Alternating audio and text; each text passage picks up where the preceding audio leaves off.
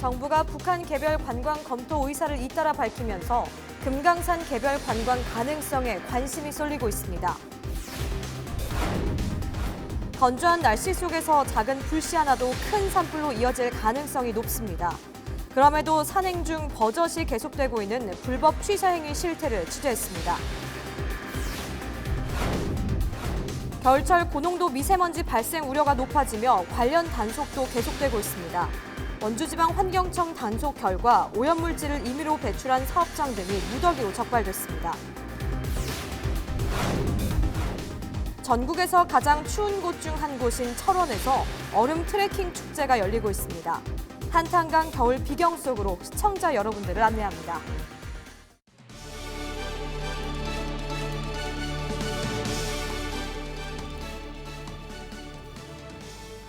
시청자 여러분 안녕하십니까? 헬로티비 뉴스 강원입니다. 첫 번째 소식입니다. 정부가 북한 개별관광 검토 의사를 잇따라 밝히면서 금강산 개별관광 가능성에도 관심이 쏠리고 있습니다. 일단 제3국을 통한 북한 관광이지만 북한과의 대화 물꼬가 터질 것이라는 기대감이 높습니다. 지난해 말부터 금강산 개별 관광을 추진해온 단체는 즉각 추가 관광객 모집에 나서는 등 기대감을 감추지 않고 있습니다. 보도에 성기석 기자입니다. 정부는 기본적으로 우리 국민의 북한 방문이 좀 다양한 형태로 이루어져서 남북한 간의 민간 교류의 기회가 확대되어 나가기를 지금 기대를 하고 있습니다. 지난주 정부는 북한 개별 관광 허용을 검토하겠다고 밝혔습니다. 꽉 막힌 남북관계 물꼬를 터보겠다는 뜻으로 풀이됩니다. 문재인 대통령의 신년 기자회견에 이어 통일부 등 실무당국에서 적극적으로 의사를 표명하면서 개별 관광 실현 가능성은 더욱 높아졌습니다.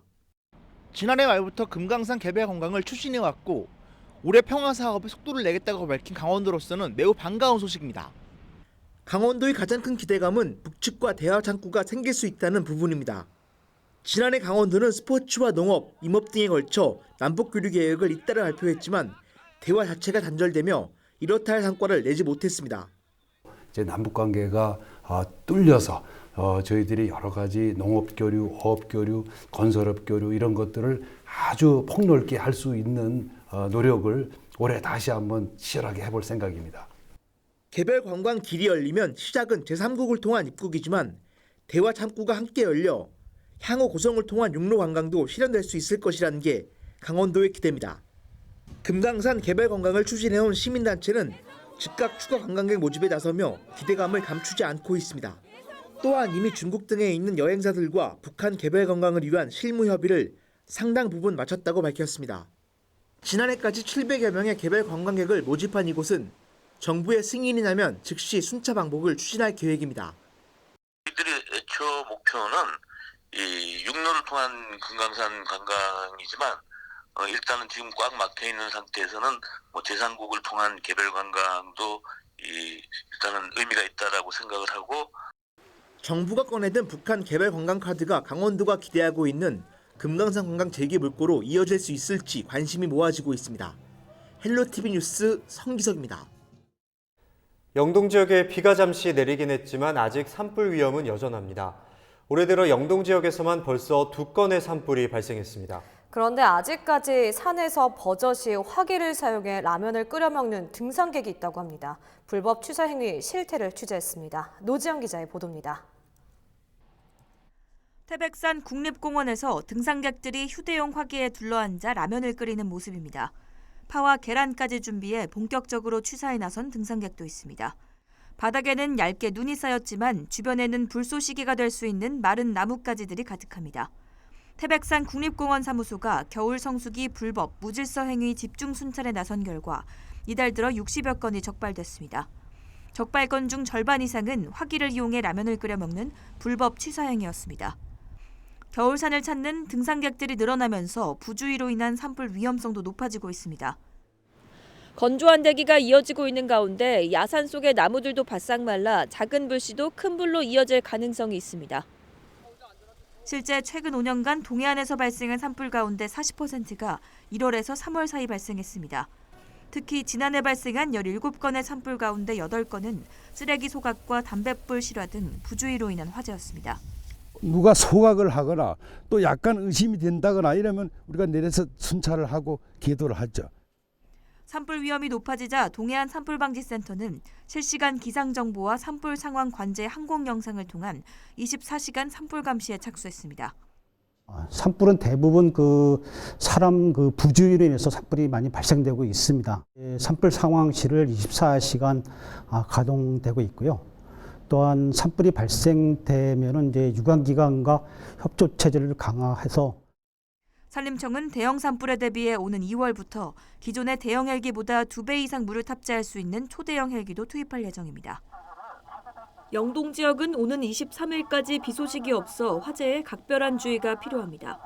헬로티비 뉴스 노지영입니다. 지난 11월부터 겨울철 고농도 미세먼지 발생에 대비해 계절 관리제가 시행 중입니다. 원주지방환경청이 지역 내 공단 등 미세먼지 배출 사업장에 대한 단속을 실시한 결과 환경정화시설 미흡하거나 오염물질을 임의로 배출한 사업장들이 무더기로 적발됐습니다. 이다혜 기자의 보도입니다. 도내 한 금속부품 제조업체, 공장 내 희뿌연 연기가 가득합니다. 제품 도정 후 건조 과정에서 화학물질이 원활히 정화 배출되지 않은 겁니다.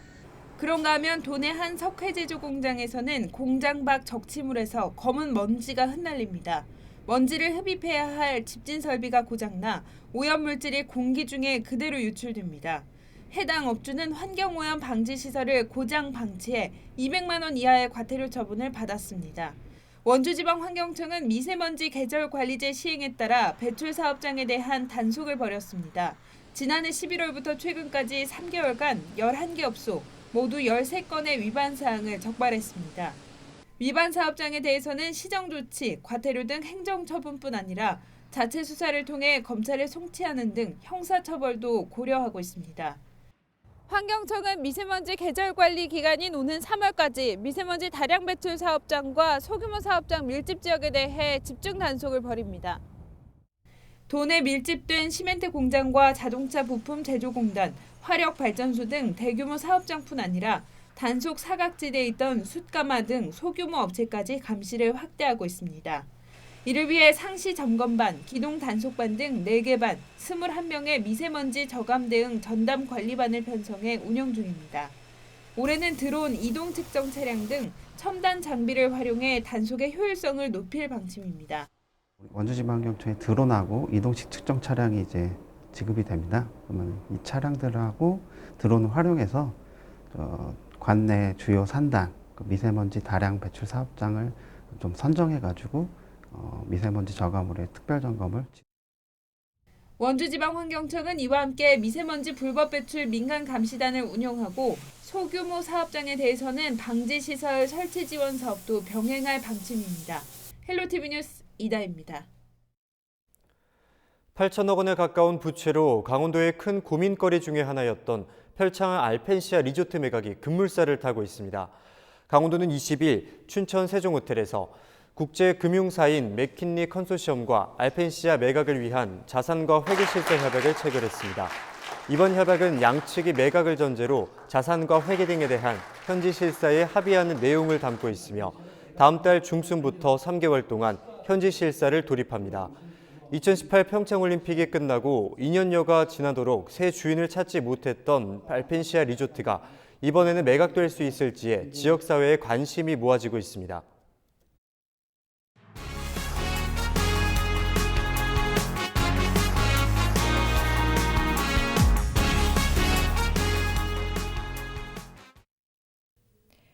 우리 지역의 일꾼을 뽑는 국회의원 선거가 이제 약 90일 앞으로 다가왔습니다.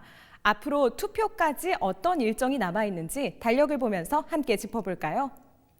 지난 16일 선거 90일 전까지 후보로 등록하려는 공무원들의 사직 기한이 종료됐죠. 달력을 넘겨볼까요? 2월 15일 선거 60일 전은 재외선거인 등록 신청 마감일입니다. 해외에서 투표에 참여하기 위해서는 이날까지 재외선거 신청을 마쳐야 하는데요. 국내에 주민등록이 되어 있지 않은 영주권자와 해외에 머물고 있는 유학생, 해외 주재원, 외교관 등은 선거관리위원회 홈페이지나 재외공관을 방문해 참여 신고를 하면 됩니다. 다음 달로 넘어가 볼까요? 3월 26일에서 27일, 선거를 20일 남긴 시점부터 이틀 동안 후보자 등록이 이루어집니다. 우리 지역에는 과연 누가 후보로 나오게 될지 지켜봐야겠죠? 막판 열기가 뜨거운 4월 1일에서 6일에는 해외에 거주하는 사람들을 대상으로 재외투표가 진행됩니다. 또 4월 5일까지 유권자들에게 투표 안내문과 선거 공보물이 발송되는데요. 선거 공보를 꼼꼼히 읽으며 후보자들의 정책과 공약을 잘 비교해 보시기 바랍니다. 투표를 닷새 앞둔 4월 10일부터 11일까지는 사전투표가 이루어집니다. 선거 당일 사정이 있어 투표하러 가기 힘들다면 사전투표에 참여하면 됩니다. 따로 신고할 필요 없이 신분증만 가지고 있으면 전국 어디에서나 투표할 수 있습니다. 그리고 4월 15일은 국회의원 선거 투표일입니다. 투표는 오전 6시부터 오후 6시까지 진행되는데요. 투표소에서는 지역구 1장, 비례대표 1장, 합쳐서 2장의 투표용지를 받게 됩니다. 단, 재보궐선거가 치러지는 지역에서는 투표용지가 추가로 주어집니다. 우리 지역을 위한 소중한 한 표 꼭 행사하시기 바랍니다. 혹시 선거와 관련해 궁금한 점이 있으면 선거관리위원회 홈페이지를 참고하시면 되고요. 그래도 모르겠다 싶을 경우 국번 없이 1390으로 전화하시면 자세한 안내를 받을 수 있습니다. 지금까지 헬로티비 뉴스 홍승연이었습니다. 전국에서 가장 추운 곳 중에 한 곳은 바로 강원도 철원입니다. 철원 한탄강에서 얼음 트레킹 축제가 지난 주말 개막했습니다. 올해는 포근한 겨울 날씨 탓에 한탄강 얼음이 얼지 않았지만 한탄강의 숨겨진 매력, 주암절리 등 기암괴석은 탄성을 자아내기 충분하다고 합니다. 그 현장에 장진철 기자가 다녀왔습니다. 민족 분단의 상징인 휴전선을 가로질러 흐르는 한탄강을 따라 사람들이 줄지어 걷습니다. 강을 따라 펼쳐진 수직의 절벽과 협곡은 감탄을 자아내기 충분합니다. 오늘 여기 와보니까 정말 색다른 것 같아요. 특히 여기 이쪽에 보이는 이 주상절리들, 흔히 볼 수 없는 것들인데 경관이 되게 멋있습니다. 한탄강 트레킹 코스는 전국에서 유일하게 협곡 사이를 걸을 수 있는 코스입니다. 강을 따라 걷다 보면 오각형, 육각형 형태의 길쭉한 기둥이 줄지어 서 있는 대형 주상절리, 송대소의 절경이 눈앞에 펼쳐집니다. 용암이 솟구쳐 나와서 굳을 때 오각형 내지 육각형의 기둥 모양으로 굳으면서 이 절리가 생긴 겁니다. 그래서 이 주상절리라고, 이 한탄강 중에서도 이 송대소 주상절리가 가장 잘 발달돼 있습니다. 이런 절경은 트레킹 코스 시작점인 태봉대교부터 종점인 순담계곡까지 7.5km 구간 내내 이어집니다. 지형이 완만해 누구나 부담 없이 즐길 수 있습니다. 전국에서 가장 추운 곳 중 한 곳인 이곳 철원 한탄강도 포근한 겨울 날씨를 피하지 못했습니다. 매년 꽁꽁 한탄강 위를 걸었는데 올해는 대부분이 얼지 않은 겁니다.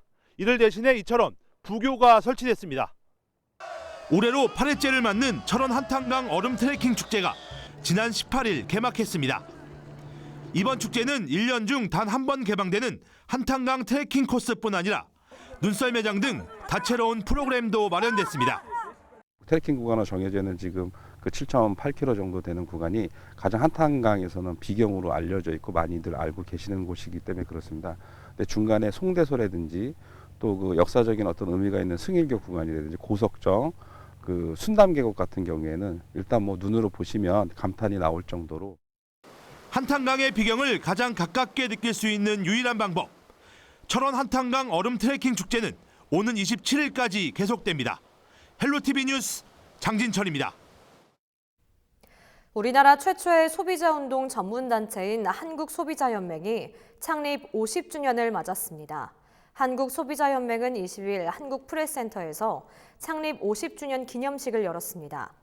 강정화 한국소비자연맹 회장은 개회사를 통해 시대 변화에 따라 소비자의 역할이 달라지고 있다며 한국소비자연맹도 달라지는 소비자 문제에 대응하며 지속할 계획이라고 밝혔습니다. 지난 1970년 설립된 한국소비자연맹은 소비자 정보센터 운영과 교육 등 다양한 활동을 통해 전국 9개 지역에서 활발한 소비자 운동을 진행하고 있습니다. 소비자 운동은 사실 어떤 단체나 몇몇 사람에 의해서 이루어지는 게 아니고요. 소비자들이 힘을 합해서 권리를 얘기해야 가능한 운동이라고 생각됩니다. 여러분들이 소비자로서 같이 참여해 주시기를 부탁드립니다.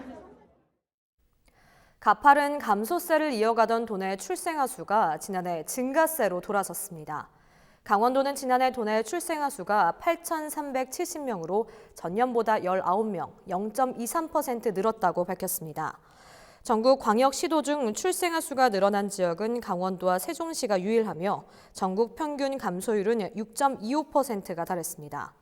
강원도는 도가 추진한 여러 가지 출산 장려책, 특히 전국 최초로 도입된 육아기본수당이 효과를 거둔 것으로 평가하고 있습니다. 또한 도는 분석 결과 도회의와의 논의를 통해 육아기본수당을 현재 월 30만 원에서 최대 50만 원으로 상향하는 방안도 검토할 방침입니다.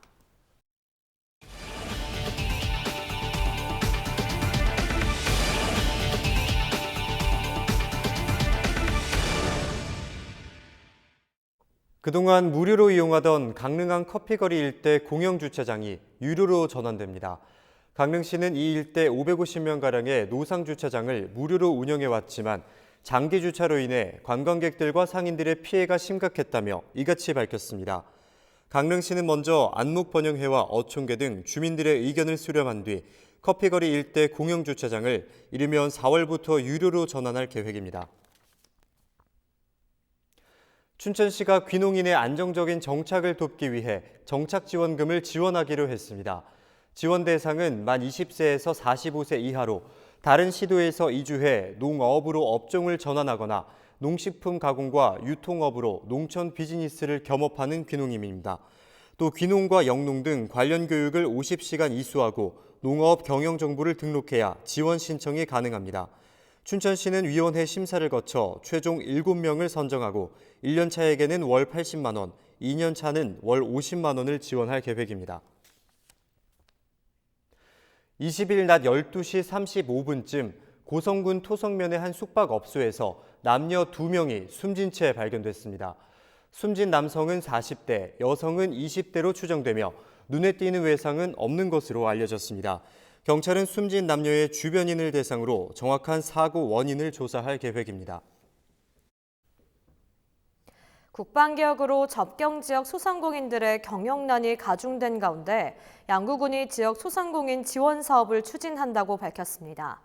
양구군은 2년 이상 된 소상공인이 업종을 바꾸거나 매장 리모델링을 할 경우 리모델링 비용의 50% 범위에서 최대 2천만 원까지 지원하기로 했습니다. 또 창업을 준비하는 주민에게도 최대 1,000만 원의 시설 개선비 등을 지원해 소상공인들의 부담을 줄이고 시설 현대화가 이뤄질 수 있도록 할 계획입니다. 지원은 신청 기업을 대상으로 한 현지 조사와 군 소상공인 지원위원회 심의를 거쳐 선정됩니다. 횡성군이 지역 발전에 걸림돌이 된다며 원주 상수원 보호구역 해제를 요구하고 있는 가운데 환경부가 최근 불가 입장을 재확인했습니다.